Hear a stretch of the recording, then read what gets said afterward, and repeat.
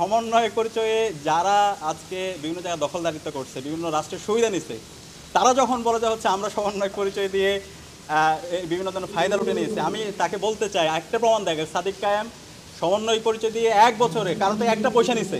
আমি চ্যালেঞ্জ করতেছি, সেটা কেউ বলতে পারবে না। আমরা ওই সময় বলেছিলাম আমার এই 1 আগস্ট থেকে যে খুনি হাসিনা থাকছেন এটা আমাদের কাছে পরিষ্কার। তখন আমরা বলেছিলাম আমরা কোনো সেনা সামর্থ্য সরকার মেনে নিব না। ছাত্র জনতা জীবন দিয়েছে, ছাত্র জনতার জীবনের মাধ্যমে আমরা জনতাই এখানে সরকার গঠন করবে এবং এটা রাজপথ থেকে ঘোষণা আসবে, 1 দফার ঘোষণা। এবং সেই সময় আমি প্রায় 30 থেকে 35টা স্টেকহোল্ডারের সাথে আমি কানেক্টেড ছিলাম, যোগাযোগ হচ্ছিল।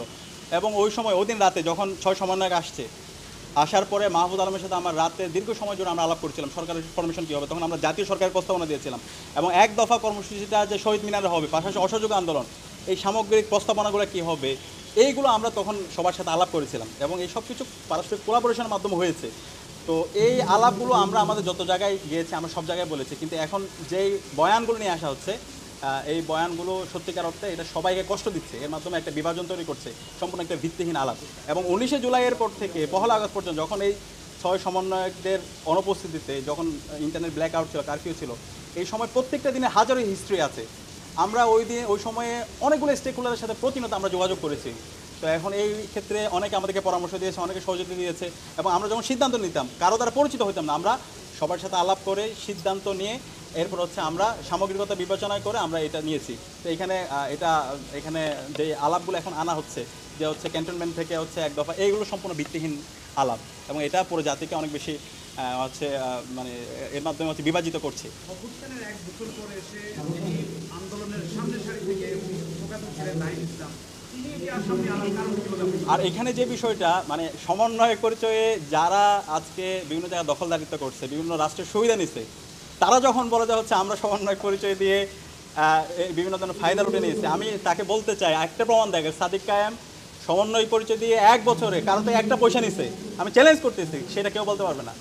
আমরা বলে যে হচ্ছে এই জুলাই আন্দোলনে আমাদের শহীদরা আমাদেরকে রাখতে দেখিয়েছে, তারা জীবন দিয়েছে, তাদের জীবনের মাধ্যমে আজকে আমরা আজাদি পেয়েছি। সুতরাং এই শহীদদের রেখে যাওয়া অসমাপ্ত কাজ সেটা আঞ্জাম দেওয়া হচ্ছে আমাদের দায়িত্ব। সুতরাং এইটাকে কাজে লাগিয়ে জুলাইকে নিয়ে হচ্ছে এটাকে পকেটবন্দি করা, এটা নিয়ে রাজনীতি করা, এটা নিয়ে হচ্ছে নিজেদের কোরআনবাজি করা, এটা নিয়ে হচ্ছে চাঁদাবাজি করা, যারা করতেছে এটা তারা খুব খারাপ কাজ করতেছে। কিন্তু আমরা এই সমস্ত জায়গায় নাই, আমরা এই শহীদদের যে আকাঙ্ক্ষা, শহীদদের যে স্পিরিট, সে আলোকে আমাদের এই নতুন বাংলাদেশটাকে বিনির্মাণ করতে চাই। 1 বছর পরে সামনে আনার কারণ কি মনে করেন? আমরা আশা করব তারা আরও দায়িত্বশীল আচরণ করবে, কারণ এই জুলাই সবার অবশ্যই এখানে সম্মুখ সারি যোদ্ধা নাহিদ আমার বন্ধু এবং তাদের অনেক স্যাক্রিফাইস আছে। এবং আমার যত কথায় আমি সবসময় মাহফুজ, নাহিদ, আসিফ এবং সেকেন্ড লেয়ারে যখন তারা ছিল রিফাত রশিদ, মাইন শরীফ, আব্দুল কাদের, হান্নান মাসুদ, সব জায়গায় আমি তাদের কথা বলি, আমি তাদেরকে রিকগনিশন দিই। অবশ্যই তাদের যে বলিষ্ঠ কণ্ঠস্বর ছিল সেই জায়গায় আমার তাদেরকে রিকগনিশন দিতে আমার কোনো ন্যূনতম হীনমন্যতা নাই। কিন্তু তাদের যত কথা শুনবেন তাদের ওই বক্তব্যের মতো কখনো আমাদের নাম থাকে না, অথবা আমরা কিছুই নাই। আর এগুলো তো এমনি ঘটে নাই। আর আমি এগুলো বলতে চাই না যে আমরা হাজির করতে চাই না আমরা কী কী করছি। আমরা বলতে চাই এখানে আমাদের শহীদরা আমাদেরকে রাস্তা দেখাইছে, আমাদের শহীদরা আমাদের প্রেরণার বাতিঘর। আমরা যখন হতাশায় পড়ছি, শহীদরা তাদের জীবন উৎসর্গ করে তখন পুরো জাতিকে নতুনভাবে জাগ্রত করেছে। তো এই আবার যে হচ্ছে না, তা যখন বলে যে হচ্ছে না আমরা এটা করছি ওটা করছি, ঠিক আছে, আর বাকি সবাইরা যখন এইভাবে হচ্ছে ডিনাই করে দেওয়া হয় এবং বিভিন্ন ধরনের মিথ্যা প্রপাগান্ডা, বিভিন্ন ধরনের ব্লেম করা হয়, তখন এটা খুবই অপ্রত্যাশিত। এটাতে আমরা খুব ব্যথিত হচ্ছি। তারপরেও আমরা বলতে চাই জুলাইয়ের যে আকাঙ্ক্ষা, শহীদদের যে স্পিরিট, সেই স্পিরিট বাস্তবায়ন না হওয়ার আগ পর্যন্ত আমরা আমাদের লড়াই চালিয়ে যাবো। যদি প্রয়োজনে জীবন দিতে হয় সেই জায়গায় আমরা জীবন দিব। কিন্তু কেউ যদি এখানে আবার এই জুলাই নিয়ে ব্যবসা করতে চায়, সে আবার চেতনার রাজনীতি করতে চায়, সেই জুলাইকে ভিন্ন খাতে নিয়ে যেতে চাই, তাহলে আমরা তাদের বিরুদ্ধে আমরা আমাদের লড়াই, আন্দোলন, সংগ্রাম আমরা আমাদের জারি রাখবো ইনশাআল্লাহ।